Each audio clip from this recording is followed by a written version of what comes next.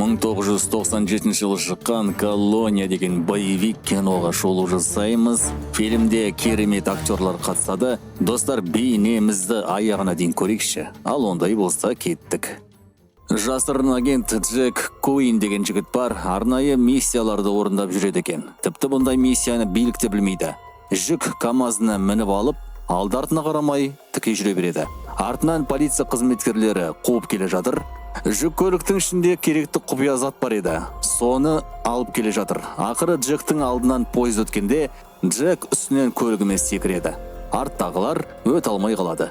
3 жыл уақыт өтеді, Джек үйінде жүр, оның Кэтрин деген әйелі болады. Жақында ұлды болады екен. Бір кезде үйлеріне бір агент келеді. Джектің бұрынғы танысы екен. Тағы да миссияға келіпті. Джек болса, мен енді болдым деп еді, алайда әлгі агент оны көндіреді. Алдыңғы қауіпті Ставрос деген террорист тағы да бостандықта жүр дейді.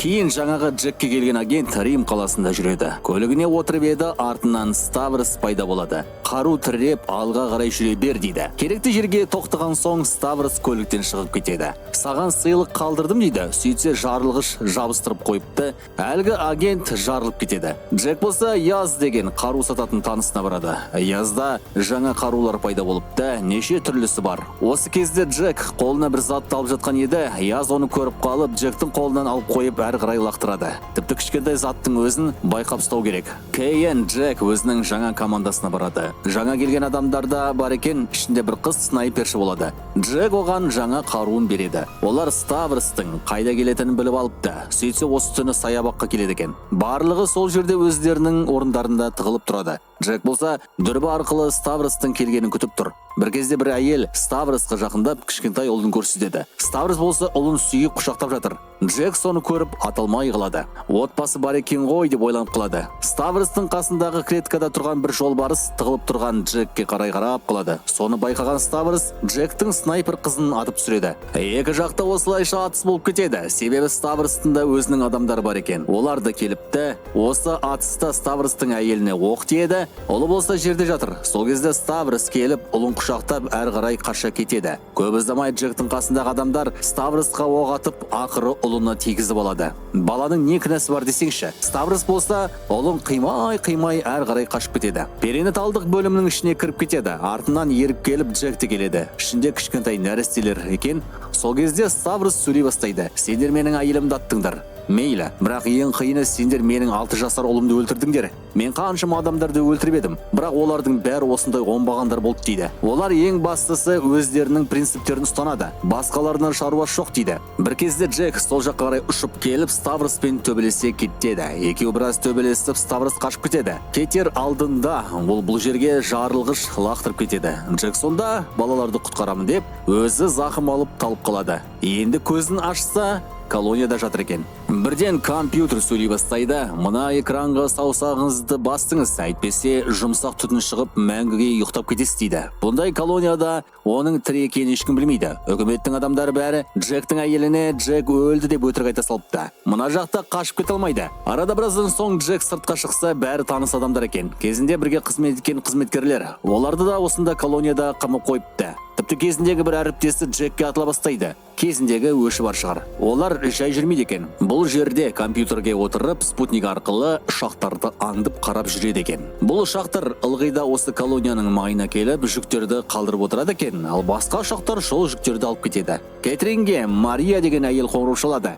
Сіздің күйеуіңізден қоңырау шалып тұрмыз, ұшаққа отырып тез келе қойыңыз, біз сізді күтіп аламыз дейді. Осылайша бұл Кэтрин тура Ставростың қарамағына келеді ғой. Ал Джек болса бөлмесінде ақырындап жаттыға бастайды. Сосын оларға әрдайым экранға саусағын басып отыру керек екен. Әр жақта Ставрос Кэтринмен сөйлесіп отыр. Өзінше Джектің досы сияқты түр жасап отыр. Джек болса спорттық жаттығулар жасайды. Артынан бұл жерден қашып кетудің жолын тауып алады. Ол өзінің саусағының терісін сыпырып алады да, оны өшіргішке жабыстырып қояды. Сосын сол қаламы бар өшіргішті экранға баса қояды. Осылайша компьютерден Джек осында екен көрінеді. Ал осы уақытта Джек ақырын ғана сыртқа қашып кетеді де, бағанағы жүк тастап басталып отырған суға түседі. Тура осы уақытта бірінші ұшақ жүк тастайды да екінші ұшақ оны алып кеткенде Джек сол жүкке жабыса қояды. Артынан ұшақтағы адамдар жүкті ішке қарай кіргізгенде Джек олармен төбелесіп құлатады. Кейін Джек ұшқыштар отырған бөлмеге келіп қару тосады. Колониядағы адамдар кейін Джектің қашып кеткен көреді. Яз өз жалғыз жүрген кезде Джек келеді. Маған көп қарулар керек дейді. Сонымен қатар Джек Яздан көмек сұрайды. Олар менің әйелімді алып кетті. Әйелім екіқабат еді дейді. Яз болса жақсы деп көмектесуге келіседі. Олар ұшақпен көкте ұшып, сосын парашютпен жерге түседі. Бірден Джек өзінің үйіне барады. Қараса үйінде бөтен бір әйел жүр. Бала бағушыға ұқсайды. Джек бас кезінде өзінің ұлын бағып жүрме деп ойлайды. Ішке қарай кіріп әйелді бақылайды. Ол әйел баланы жатқызып жатқандай болады. Әйел кетіп қалғасын Джек келіп қараса, қуыршақ екен. Ішінде жарылғыш. Сөйтсе олар Джектің келетінін біліпті. Бұл жер жарылады. Джек сыртқа қарай шықса, тағы да бандиттар келіп тұр. Джек олардың бәрін атып түсіреді. Кейін Джек көлікті көріп қалып, сол жаққа қарай келеді. Бір жігіт тығылып тұр еді. Оны Яз құлатады.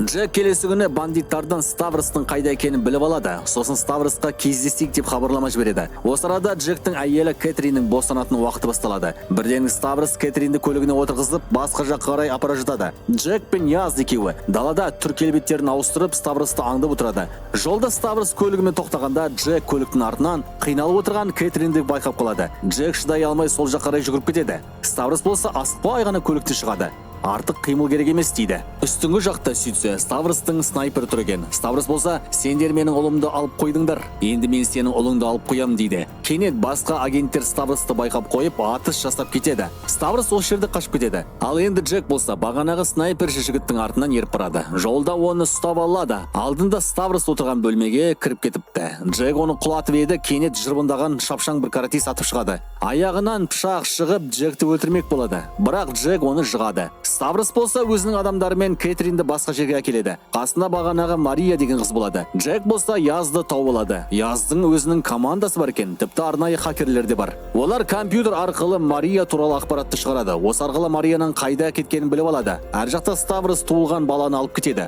Сосын өзінің бір адамына екі әйелді де өлтіріп тастады бұйрық береді. Осылайша әлгі Ставростың адамы Марияға қару тіреп еді. Кэтрин араласып, ақыры Мария екеуі оны өлтіреді.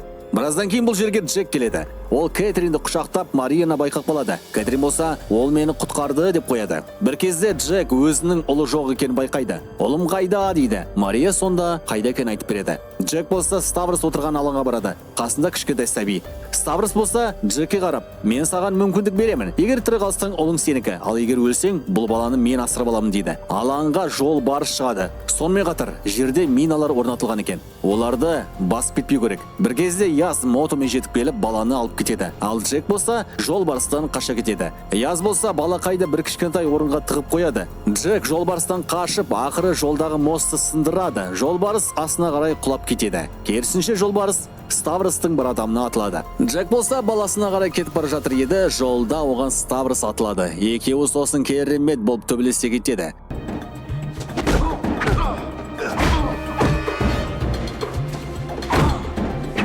Бір кезде көмекке Яз жетіп келеді.